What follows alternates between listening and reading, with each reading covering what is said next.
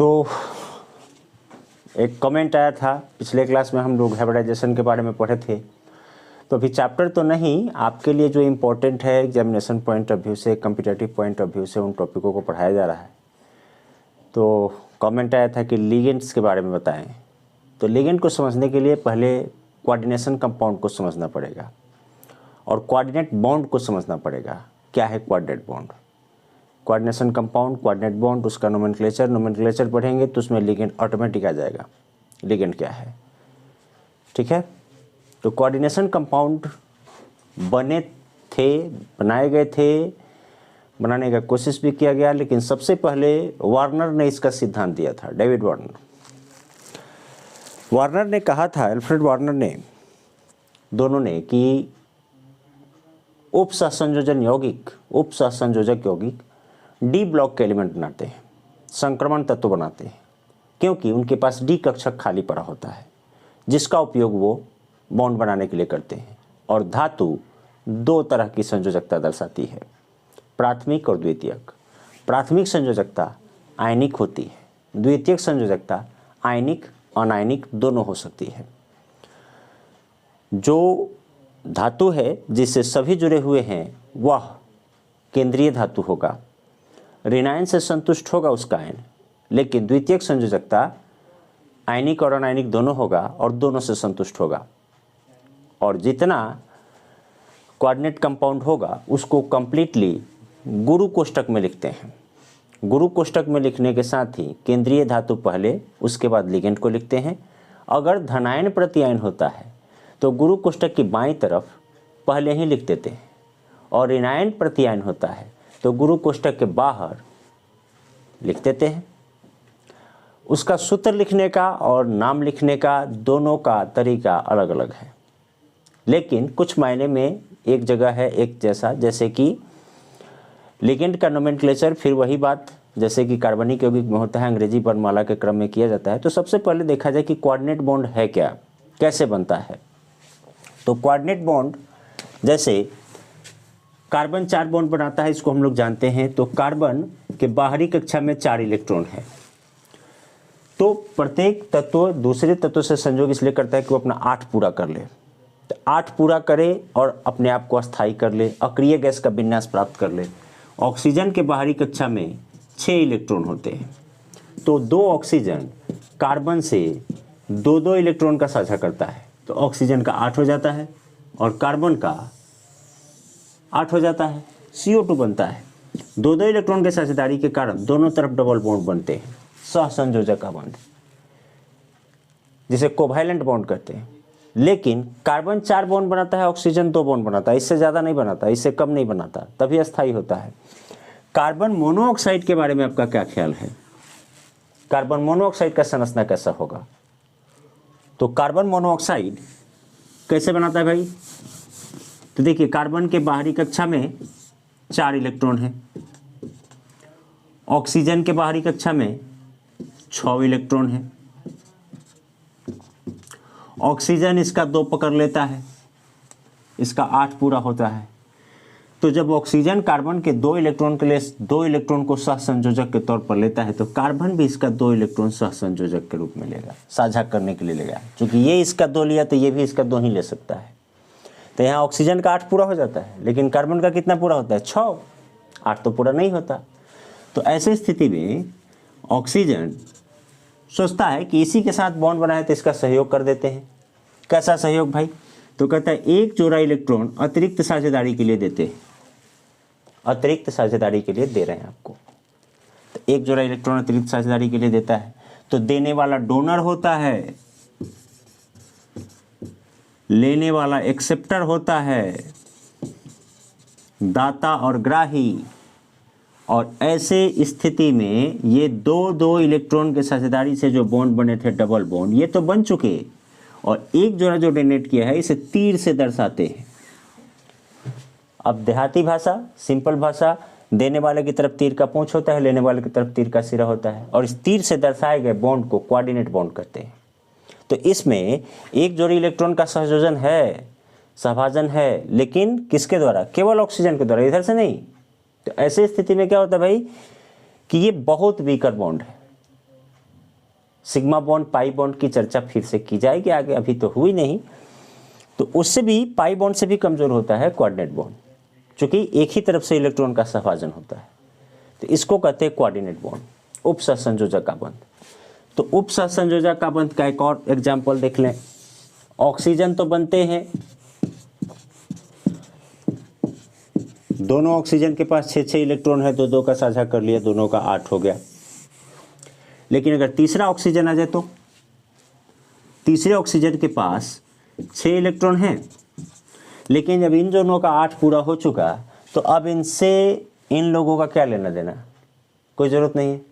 लेकिन फिर भी सोचते हैं कि ऑक्सीजन ही तो है, आया है तो एक जोड़ा इलेक्ट्रॉन अतिरिक्त साझा के लिए दे देते हैं। तो ऐसे स्थिति में इन दोनों के बीच डबल बॉन्ड और तीसरे ऑक्सीजन में कोऑर्डिनेट बॉन्ड बनता है।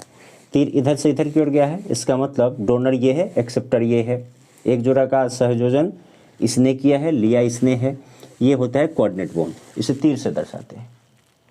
और कोऑर्डिनेट बॉन्ड जिन कंपाउंड्स के बीच होता है उसे कोऑर्डिनेट कंपाउंड करते हैं।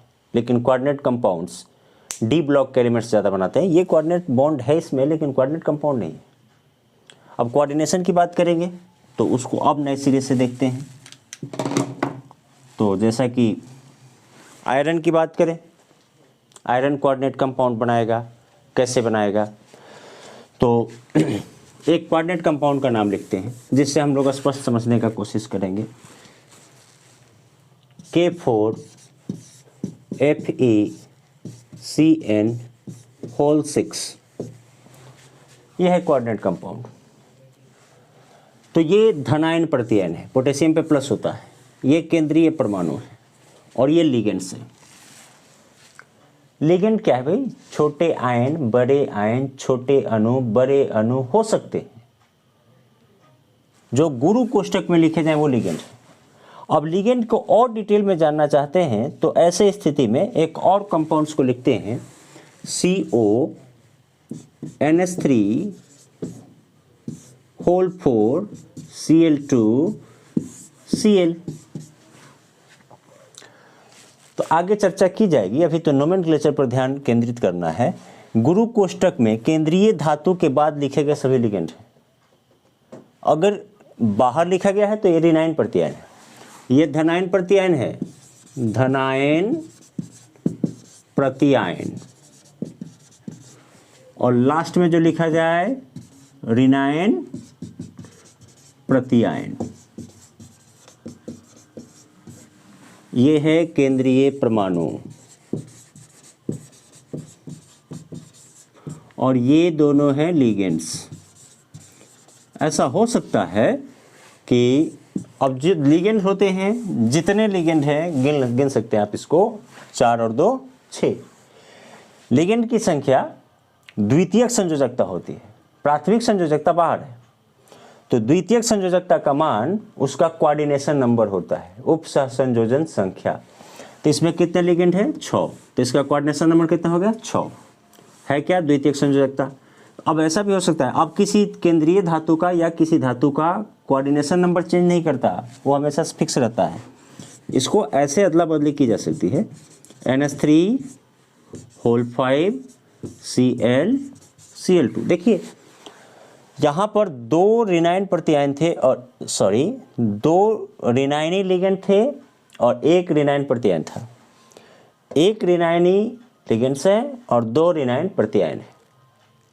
क्लियर? लेकिन कोऑर्डिनेशन नंबर पर कोई प्रभाव नहीं पड़ा। कोऑर्डिनेशन नंबर इसका काउंट कीजिए, 5 और 1 6। यहाँ कितना है? 4 और 2 6। हो सकता है ये भी बाहर चला जाए, ऋणायन प्रतिआयन है, बाहर गया, इसके प्लस माइनस पे कोई प्रभाव नहीं पड़ेगा, इसकी संख्या 6 हो जाएगी। कोऑर्डिनेशन नंबर कभी नहीं बदलेगा, सेम रहेगा, जो कि द्वितीयक संयोजकता है। तो अब इसको हम लोग को नाम लिखना है, तो नाम कैसे लिखते हैं उस पर ध्यान दें। जैसे अभी हम लोग के पास 3 कंपाउंड्स हैं, तो अगर धनायन प्रतिआयन हो, BSCB के एग्जाम में आपका 5 गो कोऑर्डिनेशन का नोमेनक्लेचर दिया था, कहा कि इस 5 का नाम लिखिए 5 नंबर, यानी एक नाम एक नंबर। 1 2 तो हर एग्जाम में रहता है, इंटरमीडिएट 10+2 का जो एग्जाम होगा उसमें रहेगा ही। अगर धनायन प्रतिआयन हो किसी कोऑर्डिनेट कंपाउंड में तो सबसे पहले नाम इसका लिखेंगे। अगर ये नहीं है तो पहले हम लिगेंड को लिखेंगे। लिगेंड को कैसे लिखेंगे? लिगेंड को अंग्रेजी वर्णमाला के क्रम में लिखेंगे। जो पहले आता हो उसे पहले लिखेंगे, जो बाद में आता हो उसे बाद में लिखेंगे। इसकी संख्या कितनी है इसके आधार पर डाई, ट्राई, टेट्रा, पेंटा, हेक्सा लगा सकते हैं। 2 का डाई, 3 का ट्राई, 4 का टेट्रा, 5 का पेंटा, 6 का हेक्सा। ऋणायन प्रत्यायन हो तो ऋणायन प्रत्यायन को सबसे लास्ट में लिखते हैं, लेकिन उसके बीच में जैसे ही लिगेंड का नाम लिखना खत्म होगा केंद्रीय धातु का नाम लिखेंगे। केंद्रीय धातु के नाम के बगल में उसका ऑक्सीकरण संख्या लिखेंगे, जो उसका ऑक्सीडेशन नंबर है, और तब लास्ट में ऋणायन प्रत्यायन को लिखेंगे। अगर टोटल उपसह संयोजन सत्ता पर आवेश ऋणायन में बचता हो, माइनस में बचता हो, तो केंद्रीय धातु के अंत में ATE जोड़ देंगे। ये रूल। अगर ऋणायनी लिगेंड हो, ये भीतर लिगेंड है, इस पर माइनस होता है, तो ऋणायनी लिगेंड के अंत में O जोड़ देंगे। ये रूल है कोऑर्डिनेट कंपाउंड का नाम लिखने का। फिर से ध्यान दें, धनायन प्रत्यायन हो तो धनायन का नाम पहले लिखेंगे। दूसरा, धनायन का नाम लिखने के बाद लिगेंड का नाम लिखेंगे, फिर केंद्रीय परमाणु का नाम लिखेंगे, फिर उसका ऑक्सीकरण संख्या लिखेंगे, और लास्ट में ऋणायन प्रत्यायन का नाम लिख देंगे। अगर हुआ तो, और नहीं हुआ तो ऋणायन का नाम नहीं लिखेंगे। अगर लिखते भी हैं केंद्रीय परमाणु के ऑक्सीडेशन संख्या को तो रोमन अंक में लिखेंगे, संख्या में नहीं लिखेंगे। 1 2 3 ऐसे नहीं, 1 2 3 ऐसे नहीं लिखेंगे, 1 2 3। अगर पूरे कोऑर्डिनेशन एंटिटी पर सत्ता पे माइनस चार्ज बचता हो तो धातु के अंत में ATE जोड़ेंगे। अगर माइनस चार्ज नहीं बचता हो तो ऐसे स्थिति में जो धातु का नाम होगा वही लिखेंगे और नाम हो जाएगा। जैसे आप देखें, अब मैं इस कोऑर्डिनेट कंपाउंड को छोड़ देता हूं और इसका नाम लिखने का कोशिश करता हूं। सीखिए आप। देखिए ये 3 कंपाउंड्स हैं हम लोगों के पास, इन्हीं तीनों का नाम लिख के ट्राई कर लेते हैं। देखिए 6 साइनाइड का 6 माइनस, 1 साइनाइड पर 1 माइनस होता है। 4 पोटेशियम पे 4 प्लस, तो यहाँ रहा 6 माइनस, यहाँ रहा 4 प्लस, कितना बचा भाई? -2। टोटल आवेश कितना बचा? -2। माइनस में बचा, लेकिन आयरन का ऑक्सीडेशन स्टेट कितना हुआ? -2। बचा कितना? माइनस में 2। तो पहले क्या लिखें? पहले धनायन प्रत्यायन का नाम लिखें। धनायन प्रत्यायन के संख्या को नहीं लिखते हैं, तो हमने लिखा पोटेशियम। साइनाइड का एगो है 6 गो, लेकिन ऋणायनी लिगेंड है तो साइनो का एगो 6 गो, तो हेक्सा साइनो। हेक्सा मतलब 6 गो, हेक्सा साइनो। अब देखिए माइनस में बचा है तो इसका नाम फेरस है, लेकिन फेरस नहीं लिखेंगे, फेरेट। ऑक्सीडेशन स्टेट कितना बचा? -2। माइनस प्लस से मतलब नहीं है, 2।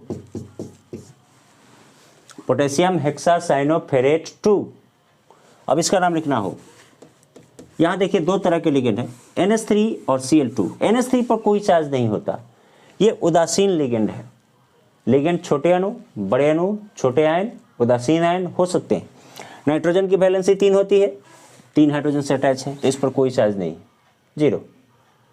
NH3 पर कोई चार्ज होता है क्या? नहीं। H2O पर कोई चार्ज होता है क्या? नहीं।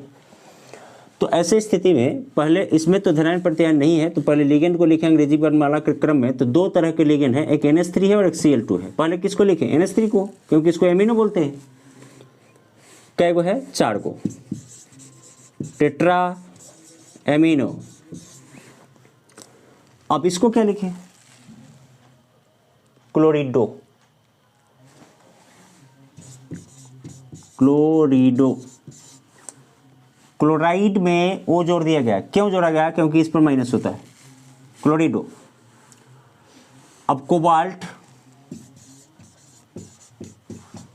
ऑक्सीडेशन स्टेट चेक कर लेते हैं। 2 और 1 3 माइनस है, तो इस पर 3 प्लस होगा, तो 3 प्लस होगा तो कोबाल्ट 3rd, और लास्ट में बचा एक ऋणायन प्रत्यायन, तो इसको लास्ट में लिखेंगे क्लोराइड। ये प्रत्यायन है तो इसमें O जोड़ने की जरूरत नहीं, लिगेंड बनेगा तभी जोड़ना है। क्लियर? इस पर ध्यान दें। इसका नाम लिखना हो हेक्साइमिनो एक ही तरह के लिगेंड है। यहाँ पे देखिए क्लोरीन लिगेंड नहीं है, प्रत्यायन है। हेक्साइमिनो कोबाल्ट, कोबाल्ट पर कितना आवेश हुआ, 3 क्लोरीन पर 3 माइनस, तो इस पर 3 प्लस, थर्ड क्लोराइड।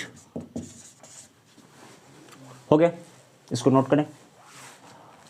अब लिगेंड की बात करें तो लिगेंड पर कितने आवेश होते हैं, किस पर आवेश होते हैं, किस पर नहीं होते हैं, इसकी जानकारी रखनी हो तो आप ध्यान दें।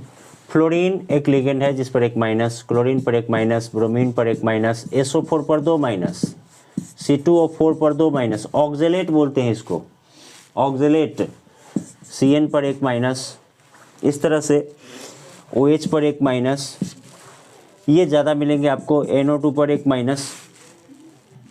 उदासीन की बात करेंगे, H2O पर कोई चार्ज नहीं होता, NH3 पर कोई चार्ज नहीं होता क्योंकि ये बिल्कुल कंप्लीट कंपाउंड है, NO पर कोई चार्ज नहीं होता, इस तरह CO पर भी कोई चार्ज नहीं होता, कार्बन मोनोऑक्साइड एक स्पेशल कंपाउंड है।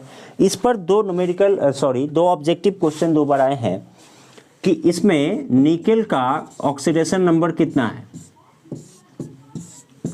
तो अब ध्यान दें, इसके साथ कोई रिनाइन लिगेंड नहीं जुड़ा हुआ है, तो 4 को कार्बन मोनोऑक्साइड है, तो कार्बन मोनोऑक्साइड पर तो कोई चार्ज होता नहीं, तो इस पर 0 तो इस पर भी 0। अगर इस पर 1 माइनस होता तो इस पर 1 प्लस होता, इस पर 2 माइनस होता इस पर 2 प्लस होता। तो ये तो उदासीन लिगेंड है, इस पर कोई चार्ज होता ही नहीं, तो इस पर चार्ज नहीं होता तो इस पर भी चार्ज नहीं होगा।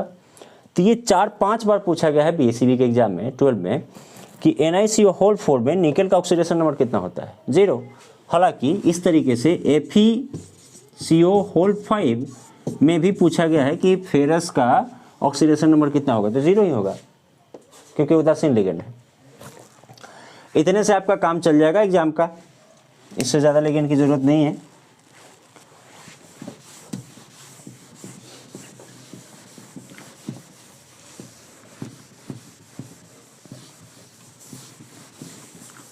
अब इसके आधार पर 2-4 नाम लिखते हैं हम लोग। जैसे देखिए कोबाल्ट, NH3, होल 6 और Cl3, एक ये हो गया। प्लेटिनम, NH3, होल 6 और Cl4। तीसरा CO, NH3, whole 4, H2O, Cl और Cl। ये है नाम, ये 3 का नाम लिखना है हम लोगों को। तो कैसे लिखा जाए, सबसे पहले इनमें किसी में धनायन प्रत्यायन नहीं, तो सबसे पहले हम लिगेंड को लिखते हैं। लिगेंड कौन सा है, NH3, कितना है, 6 गो, हेक्सा एमिनो, कोबाल्ट, लिगेंड खत्म हो गया। केंद्रीय परमाणु को लिख दिया। केंद्रीय परमाणु ये है, केंद्रीय परमाणु किसे कहते हैं, जिससे सारे कुछ जुड़े हुए हों। 3 क्लोरीन पे 3 माइनस, तो इस पर 3 प्लस, तो कोबाल्ट थर्ड क्लोराइड। इसकी बात करें, हेक्साइमिनो, प्लेटिनम 4, छोटे कोष्टक में लिख दे, क्लोराइड।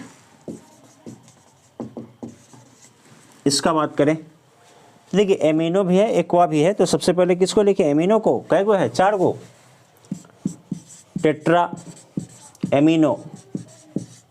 अब एक्वा, क्लोरिडो, क्लोरिडो को आप क्लोरो भी लिखोगे तो रूल का पालन हो जाएगा, क्योंकि इसके लास्ट में भी होता है क्लोरो। कोबाल्ट, कितने क्लोरीन है, 2 क्लोरीन के 2 माइनस, इस पर तो कोई प्लस माइनस होता नहीं, इस पर भी कोई प्लस माइनस होता नहीं, तो 2 क्लोरीन का 2 माइनस, तो इस पर कितने हो गए, 2 प्लस। Cobalt 2 chloride. ये बाहर इनायन प्रत्यायन के संख्या को दर्शाने की जरूरत नहीं होती है, क्लियर। अब देखें एक और, इसको लिख लें, ऐसे भी लिगेंड होते हैं जो दोनों तरफ से बॉन्ड बना सकते हैं, तो उसे बाइडेंटेट लिगेंड करते हैं। एक तरफ से बनाए यूनिडेंटेट लिगेंड करते हैं। बहुत तरीके से जुड़ सकते हैं तो उन्हें चीलेट लिगेंड करते हैं। खैर, आप इस पे प्रैक्टिस करेंगे। जैसे मैं 2-3 दे देता हूँ, आप कोशिश करेंगे कि बनाएं। K3CR C2O4 ऑक्जेलेट बोलते हैं इसको, हमने बताया था आपको, होल 3। इसमें देखिए धनायन है तो इसे पहले लिखना पड़ेगा। दूसरा K2PTCl होल 6, तो PTCl होल 6 है, इस पर भी ध्यान देंगे। दूसरा